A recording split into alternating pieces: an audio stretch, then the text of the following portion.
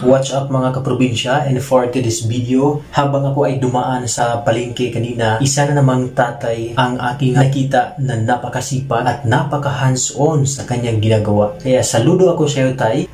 Napaisip ako, bakit napakasipag at napakabilis kumilos ni tatay?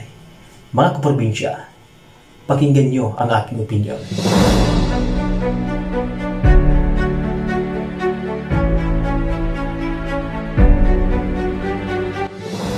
Maraming dahilan kung bakit kailangan magtrabaho ang mga Pilipino at nakasalalay ito sa personal o pang-ekonomiya at panglipunang aspeto ng buhay. Pangangailangan sa pang-araw-araw, kailangan ng kita upang matustusan ang pagkain, tirahan, kuryente, tubig at iba pang pangunahing pangangailangan. Pagpapaaral ng pamilya, maraming Pilipino ang nagtatrabaho upang mapag-aral ang kanilang mga anak o kapatid. Pagtulong sa pamilya, malakas ang kultura ng pagtutulungan sa Pilipinas, kaya marami ang sumusuporta sa mga magulang, kapatid at iba pang mga kamag-anak. Pangarap at ambisyon, naghanap buhay ang mga tao upang maabot ang kanilang mga pangarap gaya ng pagbili ng bahay, kotse o pagsimula ng mga negosyo, pag-unlad sa sariling trabaho at isang paraan upang mapaunlad ang kakayahan at makakuha ng mas magandang oportunidad sa hinaharap. Kontribusyon sa lipunan.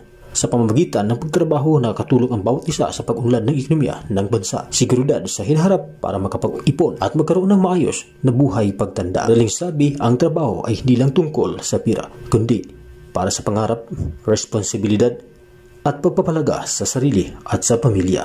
Maraming salamat, Don Production.